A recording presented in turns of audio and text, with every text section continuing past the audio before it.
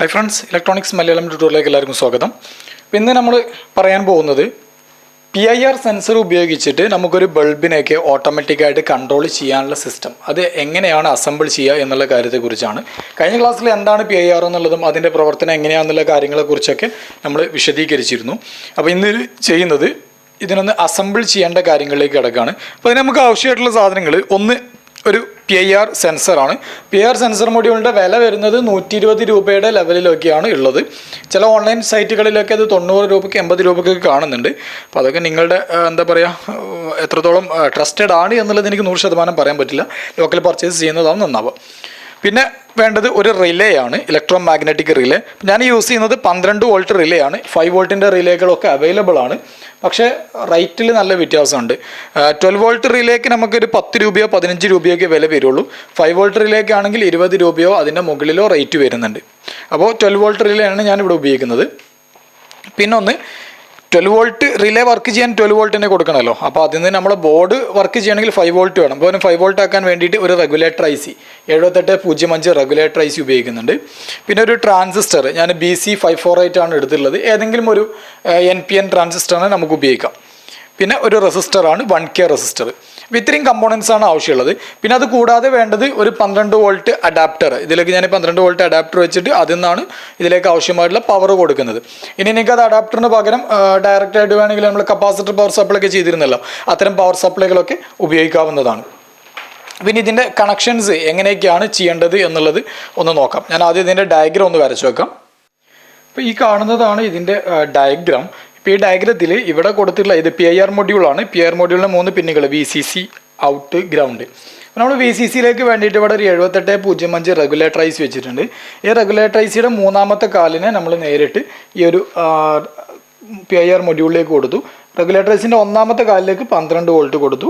രണ്ടാമത്തെ കാല് ഗ്രൗണ്ടാണ്. അപ്പോൾ അതിനെ നമ്മൾ നേരെ നെഗറ്റീവിലേക്ക് 12 വോൾട്ടിനെ നെഗറ്റീവ് അതിലേക്ക് തന്നെ കൊടുത്തു. അതേ നെഗറ്റീവിനെ തന്നെ എടുത്തിട്ട് ഇവിടെ ഈ ഗ്രൗണ്ടിലേക്കും കണക്ട് ചെയ്തു. അപ്പോൾ നമുക്ക് PIR മൊഡ്യൂൾ വർക്ക് ചെയ്യാനുള്ള 5 വോൾട്ടായി. ഈ PIR മൊഡ്യൂളിൻ്റെ ഔട്ട് എന്നുള്ള കാലിൽ നിന്ന് ഒരു റെസിസ്റ്റൻസ് എടുത്തു. ഇവിടെ ഞാൻ യൂസ് ചെയ്തിട്ടുള്ളത് 1K റെസിസ്റ്ററാണ്. 1 കിലോമിൻ്റെ റെസിസ്റ്റർ. 1 കിലോമിൻ്റെ ഒരു 1/4 വാട്ട് റെസിസ്റ്റർ എടുത്തിട്ട് അത് നേരെ ഒരു ട്രാൻസിസ്റ്ററിൻ്റെ ബേസിലേക്ക് കൊടുത്തു. ഇവിടെ ട്രാൻസിസ്റ്റർ BC548 ആണ് ഉപയോഗിക്കുന്നത്. അതുപോലെ തന്നെ ഈ ട്രാൻസിസ്റ്ററിൻ്റെ കളക്ടറിൽ ഒരു ഇലക്ട്രോ മാഗ്നറ്റിക് റിലേ കൊടുത്തു. ആ റിലേക്കുള്ള 12 വോൾട്ടും എടുത്തുള്ളത് ഇതേ സെയിം 12 വോൾട്ടിൽ നിന്ന് തന്നെ. പിന്നെ ഇതിൻ്റെ ബേസിലേക്ക് സപ്ലൈ കിട്ടിക്കഴിഞ്ഞാൽ സ്വാഭാവികമായിട്ടും ഈ ട്രാൻസിസ്റ്റർ ഓൺ ആകും. ഈ ട്രാൻസിസ്റ്ററിൻ്റെ എമിറ്റർ ഇവിടെ ഗ്രൗണ്ടിലേക്കാണ് കൊടുത്തുള്ളത്. അപ്പോൾ കളക്ടർ ടു എമിറ്റർ കറണ്ട് ഒഴുകും. കറണ്ട് ഒഴുകി കഴിഞ്ഞാൽ റിലേ ഓണായി. റിലേ ഓണായി കഴിഞ്ഞാൽ സംഭവിക്കുന്നത് ഈ റിലേൻ്റെ കോമൺ പിന്നിലേക്ക് ഫേസിനെ കൊടുത്തിട്ടുണ്ട്. അടുത്ത പിന്ന് ബൾബിൻ്റെ ഒരു ഭാഗത്തേക്ക് കൊടുത്തിട്ടുണ്ട്. ബൾബിൻ്റെ അടുത്ത ഭാഗം ന്യൂട്രലിലേക്കും കൊടുത്തിട്ടുണ്ട്.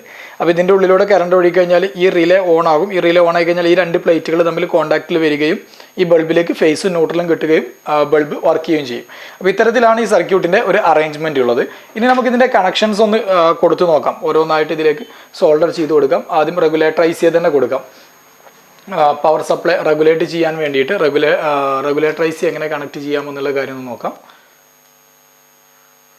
റെഗുലേറ്റർ IC നിങ്ങൾ ഉപയോഗിക്കുമ്പോൾ അതിനൊരു ഹീറ്റ് സിങ്ക് കൂടെ കൊടുത്തിടുന്നത് നല്ലതാണ്. കണ്ടിന്യൂസ് വർക്ക് ചെയ്യുന്നതിന് വേണ്ടിയിട്ട് ഒരു അലുമിനിയത്തിൻ്റെയോ ഒരു ഇരുമ്പിൻ്റെയോ ഒക്കെ കഷ്ണം വെച്ച് കൊടുത്താൽ മതി. ഞാനിപ്പോൾ ഇത് കുറച്ച് നേരം ചെക്ക് ചെയ്യാൻ വേണ്ടി മാത്രമായതുകൊണ്ടാണ് ഇതിൽ ഹീറ്റ് സിങ്ക് കാര്യങ്ങളൊന്നും വെക്കാത്തത്. അപ്പോൾ ഇതിൽ റെഗുലേറ്റർ ICൻ്റെ മൂന്നാമത്തെ പിന്ന് ഈ കാണുന്നതാണ്. അപ്പോൾ ഇതിനെ നമ്മൾ ഇങ്ങനെ അറേഞ്ച് ചെയ്യാം. 3 ഇങ്ങോട്ട് VCCയിലേക്ക്,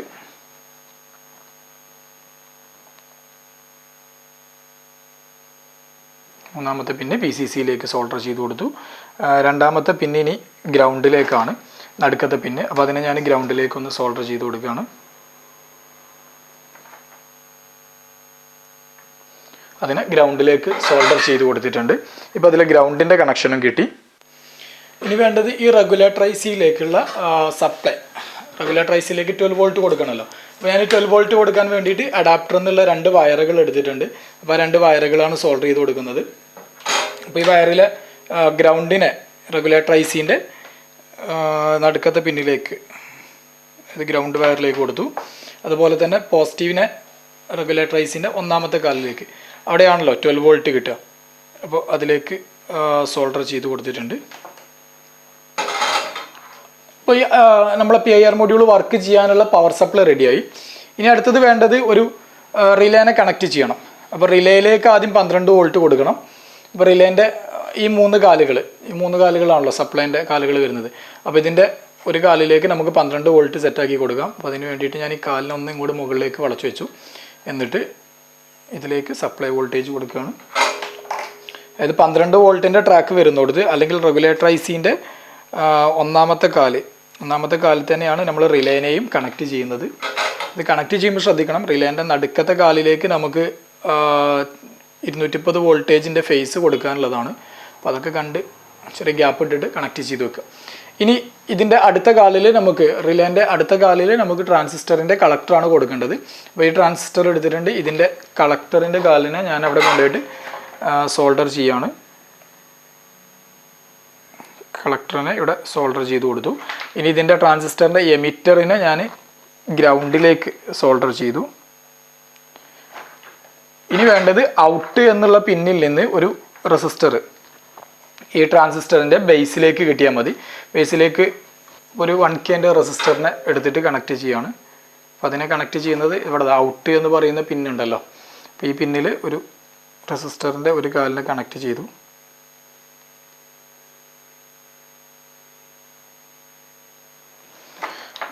അതുപോലെ അടുത്ത കാലിനെ നേരിട്ട് ട്രാൻസിസ്റ്ററിലേക്ക്.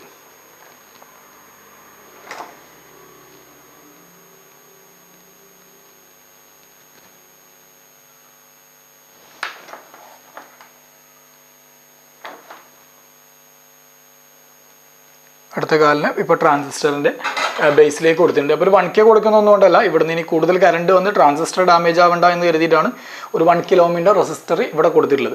ഇപ്പോൾ സർക്യൂട്ട് എല്ലാം കംപ്ലീറ്റ് ആയി. ഇനി വേണ്ടത് നമുക്കിതിലേക്ക് ബൾബ് കൊടുക്കണം. അപ്പോൾ ഞാൻ ഇവിടെ ഒരു ഹോൾഡറിൽ ഒരു ബൾബ് ഇട്ട് വെച്ചിട്ടുണ്ട്. അപ്പോൾ ആ ബൾബിൻ്റെ 2 വയറുകളാണ് ഈ കാണുന്നത്. ഈ 2 വയറും ഒന്നിൽ ഫേസും ഒന്ന് ന്യൂട്രലും കൊടുത്തു കഴിഞ്ഞാൽ ഇത് ഓൺ ആയിക്കോളും, അവിടെ ഫുൾ ടൈം കത്തിക്കോളും. ഈ റിലേൻ്റെ നോർമലി ഓപ്പൺ കോണ്ടാക്റ്റ് ഇതാണ്. അപ്പോൾ ഈ കോണ്ടാക്റ്റിലേക്ക് ഞാൻ ഈ ബൾബിൻ്റെ ഒരു വയറിനെ ഞാൻ ഇവിടേക്ക് സോൾഡർ ചെയ്ത് കൊടുക്കുകയാണ്. ഇനിയുള്ളത് അടുത്ത വയറാണ്. അപ്പോൾ അടുത്ത വയറിലേക്ക് നമ്മൾ കൊടുക്കുന്നതിന് വേണ്ടിയിട്ട് ഒരു AC കോഡ് ഒരു പ്ലഗ് ചെയ്യാൻ വേണ്ടിയിട്ട് ഒരു വയർ ഉപയോഗിക്കുകയാണ്. എന്നിട്ട് ആ വയറിലേക്കാണ് ഞാൻ അടുത്ത വയറിനെ കണക്ട് ചെയ്ത് കൊടുക്കേണ്ടത്. അതൊരു AC കോഡ്, സാധാരണ ACയിൽ പ്ലഗ് ചെയ്യേണ്ട ഒരു വയറാണ്. അപ്പോൾ ഈ വയറിൻ്റെ 2 ലീഡുകൾ ഉണ്ടാകും. അതിലത്തെ ഒരു ലീഡിനെ എടുത്തിട്ട് നമ്മൾ നമ്മുടെ റിലേൻ്റെ നടുക്കത്തെ പോയിന്റിലേക്ക് കൊടുക്കുക. അടുത്ത വയറിനെ എടുത്തിട്ട് ഇവിടെ നമുക്കിനി ഫ്രീ ആയിട്ട് കിടക്കുന്ന ഒരു ഭാഗമുണ്ടല്ലോ, അപ്പോൾ ആ ഭാഗത്തേക്ക് കൂടെ കണക്ട് ചെയ്ത് കൊടുക്കണം. നോക്കാം, ഇതിലുള്ള ഒരു വയറിനെ നമ്മൾ ഇതിൻ്റെ നടുക്കത്തതിലേക്ക് കൊടുക്കുകയാണ്. ഈ പിന്നിലേക്ക്, ഇതാണല്ലോ കോമൺ പിന്ന്. ഇത് ശ്രദ്ധിക്കണം കേട്ടോ, ഈ പിന്നെ ഇപ്പുറത്തുനിന്ന് ഷോർട്ട് ആവരുത്. കാരണം പുറത്ത് തട്ടിക്കഴിഞ്ഞാൽ ഡയറക്റ്റ് 230 വോൾട്ട് അതിലേക്ക് കയറുക. നമ്മൾ ബൾബിലേക്ക് കൊടുക്കാൻ വേണ്ടി മാറ്റി വെച്ചൊരു വയറുണ്ടായല്ലോ, ആ വയറും ഇതും തമ്മിൽ ജോയിൻ ചെയ്ത് വെക്കുക. ഇപ്പോൾ അവിടെ സംഭവിക്കുന്ന ഒന്നുമില്ല. ഈ റിലേയിൽ കൊടുത്ത വയറിലേക്കുള്ള സപ്ലൈ പോകുന്നത് റിലേൻ്റെ ഉള്ളിലൂടെയാണ്. ആ റിലേ ഓണായാൽ മാത്രമേ ആ ബൾബിലേക്കുള്ള സപ്ലൈ കടന്നു പോവുള്ളൂ. ഈ വയറിലേക്കുള്ള സപ്ലൈ ഇവിടുന്ന് നേരിട്ട് വയർ വഴി കൊടുത്തു. ഇതിലേക്കുള്ള സപ്ലൈ ഈ റിലേൻ്റെ ഉള്ളിലൂടെ വേണം പോകാൻ. അപ്പോൾ ഈ റിലേ ഓണായി കഴിഞ്ഞാൽ മാത്രമാണ് ഇപ്പുറത്തേക്കുള്ള സപ്ലൈ കിട്ടുക. അപ്പോൾ നമ്മൾ സർക്യൂട്ട് എല്ലാം കംപ്ലീറ്റ് ആയിട്ടുണ്ട്. ഇനി ഇതിനൊന്ന് പ്ലഗ് ചെയ്ത് നോക്കാം. അപ്പോൾ ഞാനിവിടെ സർക്യൂട്ടിനൊക്കെ സെറ്റാക്കി വെച്ചിട്ടുണ്ട് കേട്ടോ. ഇത് പിന്നെ കുറച്ച് മുന്നിലവിടെ വെച്ചിട്ടുണ്ട്. ലൈറ്റൊക്കെ ഞാനിവിടെ ഓഫാക്കിയതാണ്, ഇതിൻ്റെ ബൾബ് ഓൺ ആകുമ്പോൾ അതിൻ്റെ എഫക്റ്റ് അറിയാൻ വേണ്ടിയിട്ട്. ഇനി അതിൻ്റെ മുന്നിലൂടെ ഒന്ന് എൻ്റെ കൈ ഒന്ന് മുന്നിലേക്ക് ആക്ഷൻ കാട്ടിയപ്പോഴേക്കും അത് വർക്ക് ചെയ്തു. ഒന്ന് പോയി നോക്കാം. ഓക്കെ, അതിൻ്റെ അടുത്തൂടെ നമ്മളൊന്ന് പാസ് ചെയ്താൽ മതി, അപ്പോഴേക്കും അത് ഡിറ്റക്ഷൻ ആകും. ഓക്കെ, അതിൻ്റെ മുന്നിലൂടെ പോകുമ്പോഴേക്കും കണ്ടല്ലോ നല്ല പെർഫെക്റ്റ് ആയിട്ട് അത് ഡിറ്റക്ട് ചെയ്യുന്നുണ്ട്. ഞാൻ നേരത്തെ പറഞ്ഞ പോലെ 120 ഡിഗ്രി ആംഗിളിൽ തന്നെ, ചെറുതായിട്ട് 120 ഡിഗ്രി ആംഗിളിൽ തന്നെ കറക്റ്റ് ഡിറ്റക്ഷൻ നടക്കുന്നുണ്ട്. ഇപ്പം ഇതിൽ ഞാൻ ഹൈ എന്നുള്ളൊരു മോഡിൽ ഇട്ടത് കൊണ്ടാണ് ഓട്ടോമാറ്റിക്കലി അപ്പോഴെ തന്നെ ഓഫ് ആവുന്ന അവസ്ഥ ഉണ്ടാവുന്നത്. അല്ല നമ്മളത് ലോലിട്ട് കാണുന്നുണ്ടെങ്കിൽ അതിൻ്റെ മുന്നിൽ തടസ്സം വന്ന് നിൽക്കുന്ന അത്രയും സമയം അത് വർക്ക് ചെയ്തുകൊണ്ടേയിരിക്കും. ഇപ്പം ഇതിൻ്റെ ഡിസ്റ്റൻസ് കുറച്ച് കൂടുതലിട്ടതുകൊണ്ടാണ് ഞാൻ ഈ ക്യാമറയുടെ ബാക്കിൽ നിന്ന് ഒന്ന് ആക്ഷൻ കാണിക്കുമ്പോഴേക്കും അത് കൈയൊന്ന് നടക്കുമ്പോഴേക്കൊക്കെ അവിടെ ഓപ്പറേറ്റ് ആവുന്നത്. എന്നാൽ അത് അതേസമയം ഞാനിത് ഡിറ്റക്ഷൻ്റെ അളവ് കൂട്ടിക്കഴിഞ്ഞാൽ കുറച്ചുകൂടെ ഡിറ്റക്ഷൻ്റെ അളവ് മാറ്റിക്കഴിഞ്ഞാൽ അതിൻ്റെ അടുത്ത് ചെന്ന് നിന്നാൽ മാത്രമേ വർക്ക് ചെയ്യുള്ളൂ. ആ രൂപത്തിലേക്കൊക്കെ നമുക്ക് ഇതിനെ PIRനെ മാറ്റിയെടുക്കാൻ പറ്റും. അപ്പോൾ ഇത്തരത്തിലാണ് നമ്മളൊരു PIR മൊഡ്യൂൾ ഉപയോഗിച്ചിട്ട് ഓട്ടോമാറ്റിക്കായിട്ട് സെൻസ് ചെയ്യാനുള്ള ഒരു സർക്യൂട്ട്, ഓട്ടോമാറ്റിക് ബൾബിൻ്റെ സർക്യൂട്ട് ചെയ്യാം. ഇപ്പോൾ അതാണ് സർക്യൂട്ട് എല്ലാം ക്ലിയർ ആയിട്ട്. ഞാനിപ്പോൾ ഇതിൻ്റെ മുന്നിൽ തന്നെ നിൽക്കുന്നതുകൊണ്ടാട്ടോ ഇതിങ്ങനെ ഓൺ ഓഫ് ആയിക്കൊണ്ടിരിക്കുന്നത്. അപ്പോൾ ഇതിൽ ആ എല് എന്നുള്ള മോഡൽ ഇട്ടിട്ട് നമുക്കിത് ബാത്റൂമിലൊക്കെ സെറ്റ് ചെയ്ത് കഴിഞ്ഞാൽ ആൾ ചെന്ന് കഴിഞ്ഞാൽ അതവിടെ വർക്ക് ചെയ്തോളും. ആൾ പോന്നു കഴിഞ്ഞാൽ ഓട്ടോമാറ്റിക്കലി ഓഫ് ആവും ചെയ്തോളും. ഇപ്പോൾ ടൈമർ കുറവായതുകൊണ്ടാണ് ഇത് കത്തി അപ്പോഴേക്കും ബൾബ് വീണ്ടും ഓഫ് ആവുന്നത്. മുന്നിൽ ഡിറക്ഷൻ വന്നാൽ പോകണം, അപ്പോഴേക്കും അത് ഓഫ് ആവുന്നത് ടൈമർ കുറവായിട്ടാണ്. അപ്പോൾ ടൈമറിനെ നമുക്ക് കൂട്ടി വെക്കാം. ടൈമറിനെ കൂട്ടി വെച്ച് കഴിഞ്ഞാൽ കുറച്ച് കൂടുതൽ സമയം ഇത് കത്തി നിൽക്കുന്ന അവസ്ഥയിലേക്കൊക്കെ മാറ്റി എടുക്കാവുന്നതാണ്. ഞാൻ ടൈമറിനെ ഒന്ന് ചെറുതായിട്ടൊന്ന് കൂട്ടി വെച്ചിട്ട് കാണിച്ചു തരാം.